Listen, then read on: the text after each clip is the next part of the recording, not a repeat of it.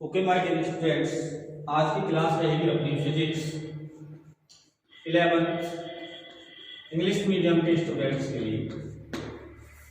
तो बेटा अपना जो चैप्टर 10 रनिंग में था मैकेनिकल प्रॉपर्टीज ऑफ फ्लूइड, उसमें हम आपको टर्मिनल वेलोसिटी या क्रिटिकल वेलोसिटी बता चुके थे। उसके लिए आपको फॉर्मूला हमने बता दिया था।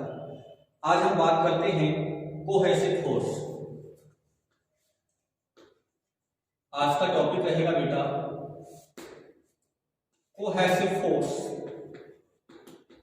तो बेटा कोहेसिव फोर्स क्या होता है, सुनिए। The force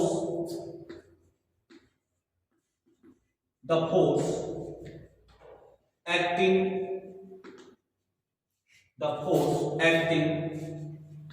between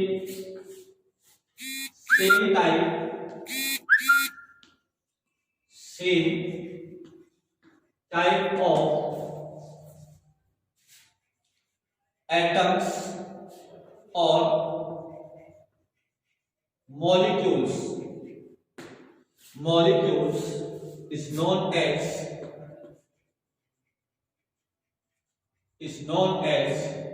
cohesive force,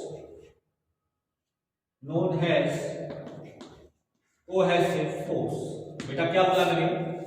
The force acting between same type of atoms or molecule, यानी सेम टाइप के मॉलिक्यूल या एटम्स के बीच में जो फोर्स लगता है, जो फोर्स अप्लाई होता है, वो होता है अपना कोहेसिव फोर्स। अगर एग्जांपल्स की बात करें, जैसे जो वाटर मॉलिक्यूल होता है, जो बेटा जो वाटर मॉलिक्यूल्स होते हैं उनमें जो फोर्स लगता है उसे हम क्या बोलते हैं? कोहेसिव फोर्स बोलते हैं। जैसे अगर वाटर है तो वाटर का मॉलिक्यूल वाटर के ही मॉलिक्यूल पर जो फोर्स अप्लाई करेगा वो होगा कोहेसिव फोर्स। और भी आप मीडियम ले सकते हैं, जैसे फोर्स बिटवीन, आप ऐसे भी ले सकते हैं, जैसे फोर्स बिटवीन आप ले सकते हैं जैसे फेविकॉल, कुछ भी ले लीजिए, लेकिन मटेरियल क्या होना चाहिए? सेम होना चाहिए। यानी मैंने बोला सेम टाइप ऑफ एटम्स और मॉलिक्यूल, उसको कहते हैं बेटा कोहेसिव फोर्स। इसके बाद आता है अपना एडहेसिव फोर्स। क्या था बेटा? Adhesive force.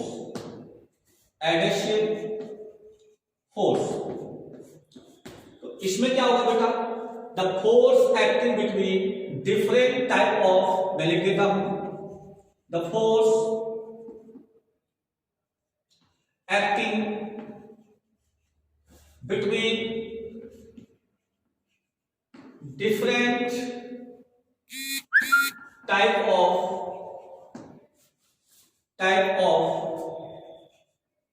atoms or molecules is known as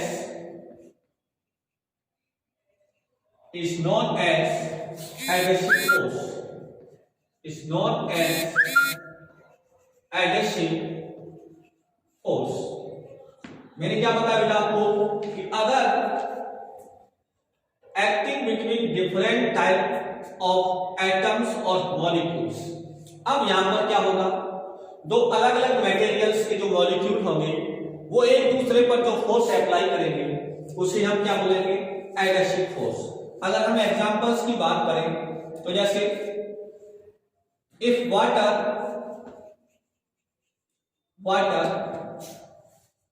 fill in a glass tube, then the force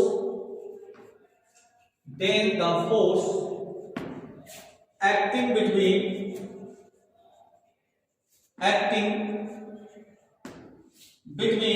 glass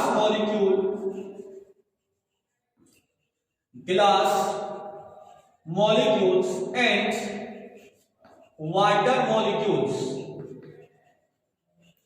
water molecules is called adhesive force। मैंने क्या बोला? अगर कोई वाटर एक ग्लास ट्यूब में भरा हुआ है, जैसे अगर हमारे पास ये कोई ग्लास ट्यूब है और इसमें कोई वाटर भरा हुआ है बेटा, तो ये जो ग्लास ट्यूब के मॉलिक्यूल्स हैं, यानी इसके मॉलिक्यूल्स और इस वाटर के मॉलिक्यूल्स के बीच में जो फोर्स अप्लाई होगा उसे बोलेंगे एडहेसिव फोर्स, राइट बेटा। यानी इसमें क्या होगा, the force acting between different type of atoms और molecules is known as adhesive force, right बेटा। अब हम बात कर लेते हैं किसकी बेटा, एंगल ऑफ कांटेक्ट। आइए बेटा इधर अगला टॉपिक है अपना एंगल ऑफ कांटेक्ट। देखिए बेटा, अगर हम बात करें अगले टॉपिक की, तो यह होगा एंगल ऑफ कांटेक्ट। तो एंगल ऑफ कांटेक्ट क्या होता है बेटा, जैसे अगर हमारे पास बेटा ये कोई ग्लास ट्यूब है, अगर ये हमारे पास क्या है बेटा, ग्लास ट्यूब है और इसमें कोई वाटर है, तो इस प्रकार ये यहां इसकी सरफेस पर शेप बना लेता है, कौन, वाटर।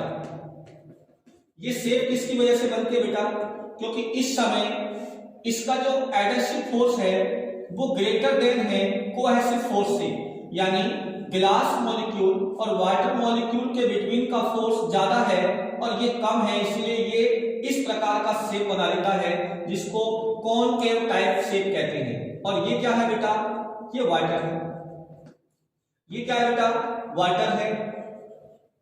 और ये क्या है बेटा, ये ग्लास ट्यूब है, ग्लास ट्यूब है। तो बेटा ये एंगल क्या होता है, angle made between test tube surface, ये क्या है बेटा, टेस्ट ट्यूब सरफेस इसको बोल सकते हैं अपन, ये है टेस्ट ट्यूब सरफेस, राइट बेटा। इसके बाद tangent of the liquid surface, ये लिक्विड सरफेस है, तो इसका जो टेंजेंट होगा वो किधर होना चाहिए, inside the water.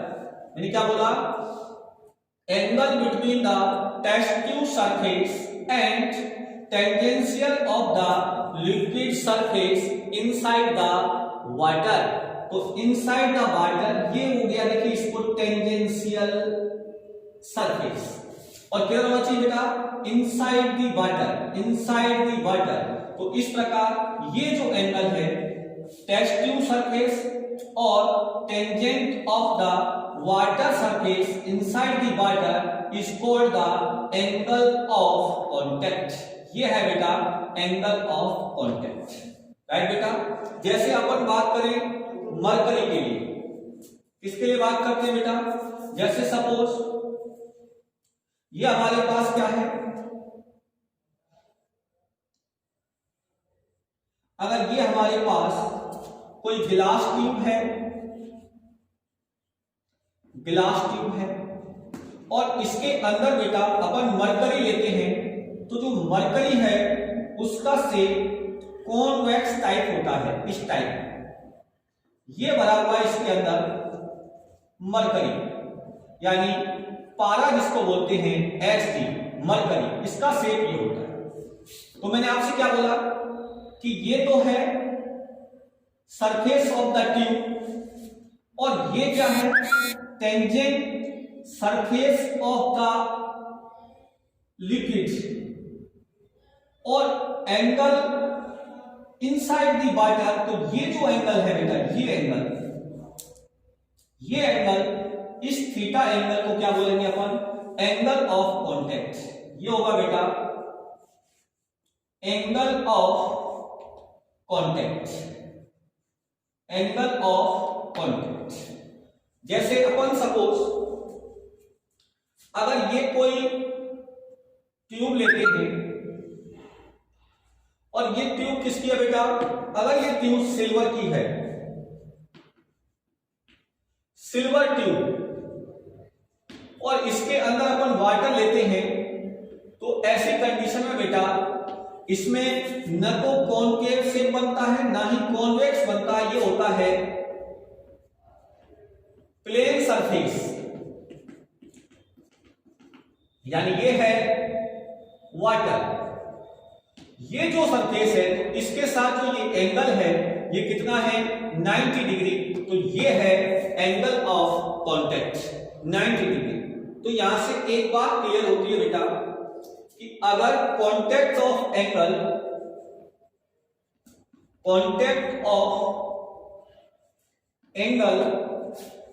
Acute angle होता है, अगर एक्यूट एंगल है जिसको बोलते हैं न्यून कोण, अगर ये एक्यूट एंगल है तो ऐसी कंडीशन में बेटा लिक्विड, जो भी लिक्विड है वो क्या करेगा बेटा, सॉलिड को वेट करेगा यानी गीला करेगा। अगर जिसके लिए कांटेक्ट ऑफ एंगल अगर न्यून कोण है यानी एक्यूट एंगल है, तो ऐसी कंडीशन में वो सॉलिड यानी लिक्विड वेट हो जाएगा। यानी जैसे अगर हम किसी गिलास rod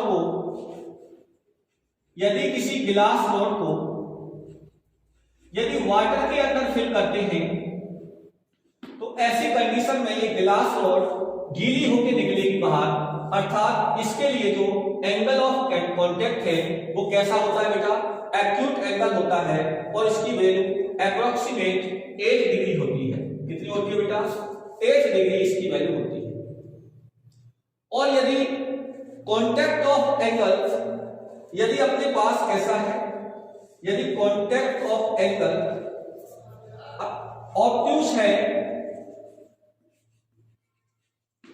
contact of angle obtuse है यानी अधिकोण है, कैसा है बेटा, अधिकोण है, तो ऐसी कंडीशन में वे लिक्विड उसे गीला नहीं करेंगे यानी नॉट वेट, यानी जिनके लिए कांटेक्ट एंगल ऑब्ट्यूस होता है ऐसी कंडीशन में वे लिक्विड उस सॉलिड को वेट नहीं करते या गीला नहीं करते हैं। जैसे अपन बात करें कि यदि मरकरी है इसमें बेटा, अगर इसमें कौन भरा हुआ है, सपोज इसके अंदर मरकरी है और इसके अंदर अपन ने क्या डाला, एक गिलास रॉड डाला, गिलास रॉड, तो बेटा ये जो है वो इसमें वेट नहीं होगा, अर्थात ये यहां से सूखा निकलेगा। कैसा निकलेगा बेटा, सूखा निकलेगा। यानी इसके लिए angle of contact approximate 135 degree होता है, जैसा कि मैंने आपको यहां बताया था। ठीक है ना, कितना होता है, लगभग 135 डिग्री होता है। तो ये तो बात थी इसकी बेटा एंगल ऑफ कांटेक्ट की, राइट बेटा। तो एंगल ऑफ कांटेक्ट आपकी समझ में आना चाहिए। इसके बाद हम बात करते हैं अगले टॉपिक की, और वो है बेटा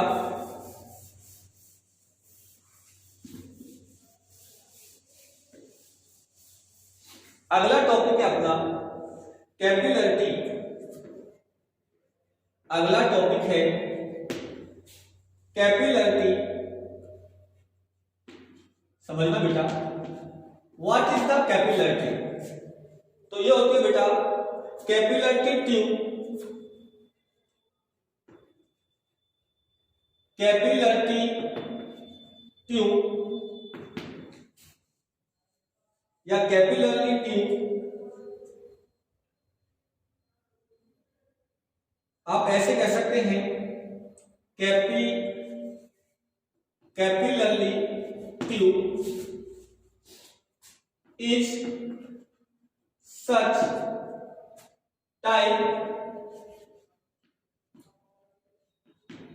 type of a tube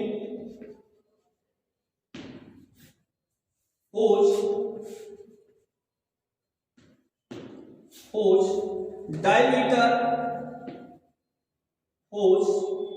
diameter is very small, is very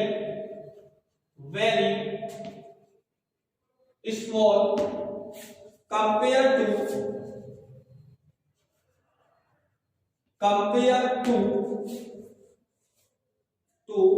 length of the tube, length of the tube. मैंने क्या बोला, जो कैपिलरी होती है एक ऐसी ट्यूब होती है जिसका डायमीटर बहुत कम होता है और इसकी जो लेंथ है वो बहुत ज्यादा होती है, यानी लेंथ के कंपेयर में इसका डायमीटर बहुत कम होता है। ऐसे कह सकते हैं आप, जैसे मेरा ये हेयर दिख रहा है तो इसका डायमीटर कैसा है, इसकी लेंथ की कंपेयर में बहुत कम है। तो ये मेरा हेयर भी किसकी तरह काम कर रहा है, एक कैपिलरी ट्यूब की तरह काम कर रहा है, ठीक है ना। तो द राइज ऑफ वाटर, जब इसे किसी वाटर के अंदर फिल करते हैं या इसे इमर्ज करते हैं तो इस कैपिलरी ट्यूब में वाटर जो है वो ऊपर की तरफ चढ़ जाता है। जैसे इस कैपिलरी ट्यूब को वाटर में फिल करोगे तो ये ऊपर चढ़ जाएगा। तो the rise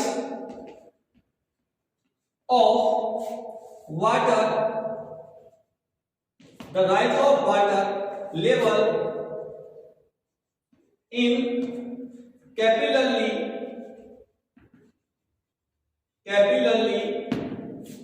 tube is known as capillarity, is known as capillarity।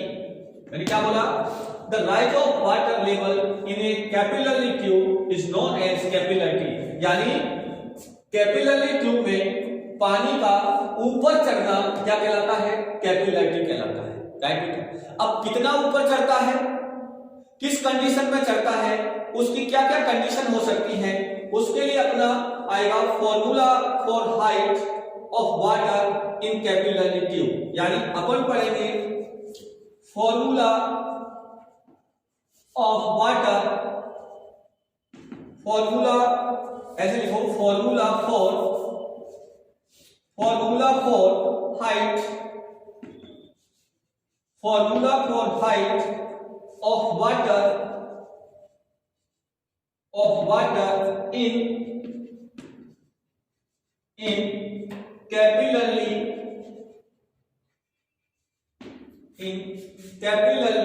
tube। Formula for height of water in capillary tube, यानी ये कैपिलरी ट्यूब में कितनी हाइट तक वाटर ऊपर चढ़ जाता है, इसके लिए अपन फॉर्मूला पढ़ेंगे नेक्स्ट क्लास में बेटा। आज के लिए इतना ही, धन्यवाद।